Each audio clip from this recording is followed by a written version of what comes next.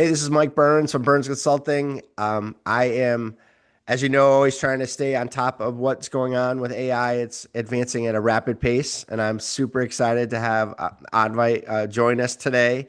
I'll let you tell the audience a little bit about yourself in 1 second.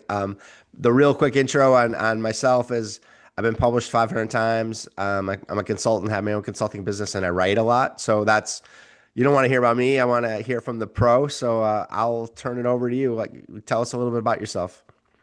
Absolutely. Thank you so much, Mike, for having me. I'm Advait Kulkarni. I'm a senior VP here at SEIA.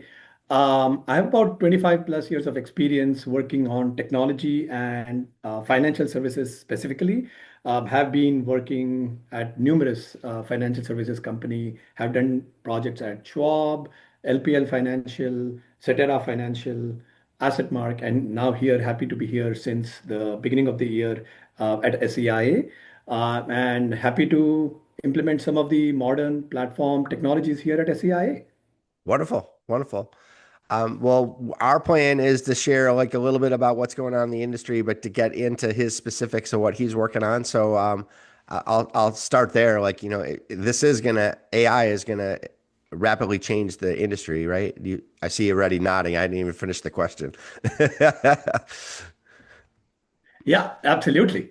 It is true, AI, and obviously it's all over the news as well as a lot of different technologies that are coming up. It is essentially the way I see it is a set of technologies that will drastically help advisors operate more efficiently and effectively.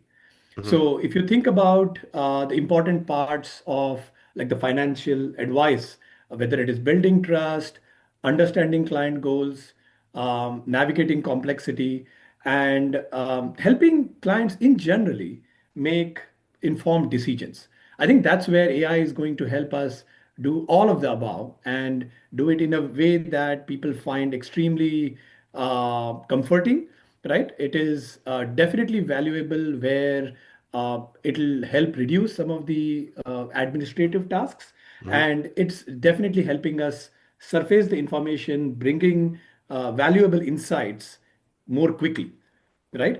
And the objective of all this is for the advisors to spend less time that they historically have been doing in like manual tasks and spend more times with their clients and Mhm, building that trust and personal touch with their end customers where they add the best value, right? mhm. So I truly believe that the technology should help us strengthen the advisor client relationship and not diminish them, if that makes sense. It's not for us to reduce the personal touch, but to enhance it. Right. And you'll probably, I believe this, but you probably agree that in the near future, advisors will be able to have more clients because the technology behind them will make them so much more efficient. And they'll focus on what they're good at is being in front of clients and that human side of the business. Absolutely, Yeah. absolutely. Yeah. I think a couple of things, the expectations from the advisors are evolving, and some of the expectations from the clients are obviously becoming challenging, right? And so increasingly, the advisors are looking at different companies, different platforms for not only understanding the 360-degree view of the client, but also how can we use the resources, the support, and the platform infrastructure to help them service clients better and to address some of the complex requirements and expectations and be more responsive. So, to your point, if we can get some of these manual tasks or time consuming activities that advisors do today reduced to a bare minimum, they can then not only spend more time, but also increase the number of people that they can talk to, service, and then help them achieve their life goals. Right. So I think most people kind of get the benefits that could come from AI. So there's probably two ways to go, the off the shelf solutions or doing something on your own. Do you do a little both or where are you guys at? Yeah, absolutely. So as our platform evolves, we are doing a combination of both. We are looking at tools that come in the market and help us uh, improve some of our operational tasks, help us reduce some of the burden that the back office has to do from an account onboarding, from NIGOs to making sure that we have workflows in place. So as we start looking more and more into the best parts of AI, I'm thinking about it more as a workflow than just a tool, right? So I think AI tools, while people are looking at it specifically from a transcription standpoint or specifically from a document data extraction standpoint, if the best value of an AI process is, if you think about it in the form of connected advisor experiences and not just like one tool or one part of it. And so our platform is doing a combination of using some of these third-party tools, but also doing homegrown work in terms of how can we best utilize some of these modern technologies to bring a holistic experience and help the advisor do their day-to-day work while also bringing high-value activities like market commentary, the best insights, not only from what the book of business we have, but also how the markets and the world economy in general is evolving. So that's the phase that we are in at this point. Okay. I'm sure the audience would be curious. Can you start with some of those well-known names in the industry, or are actually trying to become well-known names, I should say? Like you mentioned, a note taker and other things. There are obviously others. I'm not going to be specifically talking about specific vendors, but Okay. in general, meeting preparation functionalities like you already have the likes of Jump or Zox that are available in the market, something similar to that. We are trying to incorporate the note-taking capabilities, the ability to synthesize the data that we get from numerous meetings, from external sources to create a cohesive meeting preparation Hmm. functionality. Also, the ability to look at the market as a whole and summarize it, create a commentary so that our clients feel better and comfortable as market upheavals happen or the world events unfold. That's another functionality. Also, using agentic AI to automate some of the workflows, whether it is things like new account opening, whether it is ability to have servicing of workflows and so on and so forth. Those are some of the capabilities that we are looking into to help automate using AI tool sets. Okay. Is there one? I love the idea of the workflow strategy or philosophy to that. Is there like like specific where we can get like a little bit nitty gritty and tell me a little bit more about how that's working? Sure, absolutely. As regards to a workflow solution, let's call it new account opening, it is seen as a series of different steps, right? Whether it is data accumulation, data validation, making valid like electronic verification of the client records, and so on and so forth. If you see them as discrete set of steps, the agentic AI is capable of doing these steps as micro units and coming back with concrete decisions based on which the next set of decisions could be taken, Hmm. right? So whether it is account opening, whether it is compliance and ensuring that anything that is brought into our ecosystem undergoes the right level of supervision, making sure that they are flagged with the right levels of details that the compliance department, supervision department needs to have. Those are the things that will follow a more workflow kind of a mindset Hmm. and then help us kind of resolve to the next set of concrete steps to be taken based on the decisions that come back. So at your size, you have scalability and resources. So a smaller RIA is going to not, they're going to be treading water and trying to keep their head above. So I do like the way that you map that out, though, that say that, here's from a consulting standpoint, before you do a workflow, I would tell my clients to start with a checklist and then break down the checklist. And then back in the old days, you'd put it into CRM. So now you circumvent the CRM company and create your own solution, or do you pull that together with the note taker? Or are you completely coming up with your own,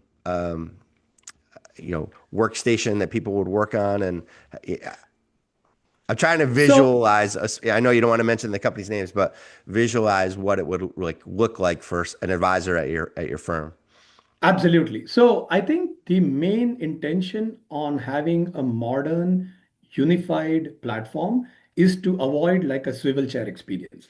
Right now, what ends up happening is you have one tool, the CRM that you mentioned, that does customer relationship, portfolio management, trying to understand what our uh, trading looks like, what our billing looks like. So the advisors have an experience where they have to go to multiple applications, remember multiple credentials, and have to worry about weaving them together. So our intention and the modern platform that I'm in charge of building would help us is to aggregate all this data in one place. So we Hmm. have one platform that not only helps us unify the different data from custodians, the different data from different systems into one data lake.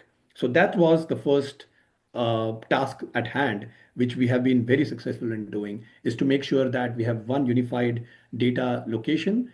Once we have our system of record, if I say the source of truth Okay. where everything resides, then we can have AI layered on top of it to make sure the decisions made, the synthesis of the data, the workflow, as I call it, would be a lot more informed based on the quality of data that we have. And then that basically helps us go into a lot of different functionalities like the billing functionality and the trading functionality, the portfolio management, and so on and so forth. But the idea is to have this unified platform where everybody is looking at one source of truth, have chatbots and AI tools that will help query and get data that everybody can trust, and then have the next set of operational workflows that can rely on the core data set, which has been vetted, has been harmonized across different systems, and deemed good to go. Just curious, how many people do you have working for you? That sounds like a lot to do. It is. It is. So Yeah. we do have a combination of our own internal team, which is down in Newport Beach, but we also have an extended vendor platform that is actually looking at bringing this all together. So there are data lake personnel, there is workflow personnel, there is the obvious like web portals and rendering this in a nice user intuitive UI, and then the reporting and dashboarding functionality that all gets bundled as one function. So quite a big team there. Okay. So I don't know how far along you are with all the things you've said, but with something that is using agentic AI right now, I know a big concern is human in the loop and how much are they involved? And can you talk a little bit about a specific thing that you are trusting AI with? Yeah, I think you're absolutely right. Along with a lot of this excitement that comes with AI, there is a lot of concern, and validly so, right? I mean, there is no question that AI, while it has made a lot of strides, has some way to go before you can completely trust it. There has to be some level of human intervention, like you said, human in the loop, to validate, to be able to review some of the functionalities that they are doing, right? Whether it is AI generating some level of coding that is done by our developers, to AI helping us synthesize the data, come up with a viewpoint. Doesn't necessarily have, obviously, there are guardrails, and we are coming up with a concept of our SEI brain that will help us put guardrails Hmm. around how we do the work, how do we create a set of governance rules that will put some guardrails around how AI operates. And last but not the least, always have a human in the loop personnel that will review, that will eventually approve the final step in the place. And that's how we'll probably be rolling it out. We've done a lot of work, the groundwork about the data in one data lake, the validation, and the setup of some of these operational processes have started.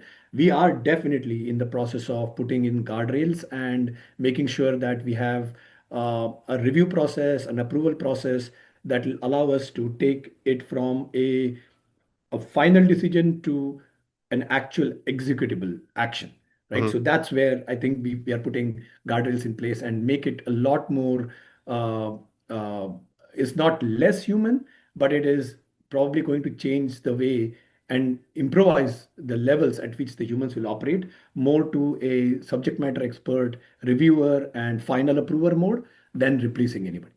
Right, right. And the scalability will be nice because then they can do other things that maybe business development activities or just enhance client service, right? All right. I'm sure there's a lot more that I could be asking you. What would be a question I should ask? I think you pretty much covered a lot of the areas today that are in the AI realm. Another area that I would definitely focus on is how we would like to not only use AI, but also keep an eye on the future as AI evolves and becomes more and more innovation at the interstices. Like there could be a combination of not only AI as a model driven, but also how to have some of the advanced capabilities that AI could do based on the knowledge that it has. It is an evolving thing.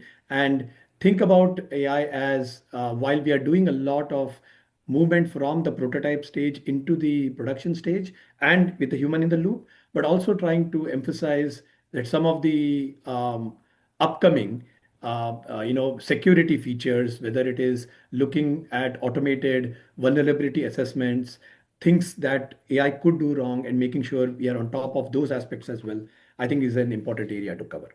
Okay.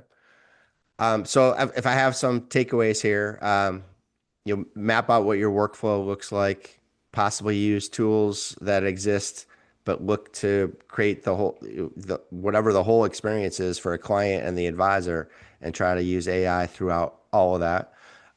Clean data is crucial to it all, and pull that all together. That sounds might have been your first step. I'm not sure if that's where you started, but um, Yeah.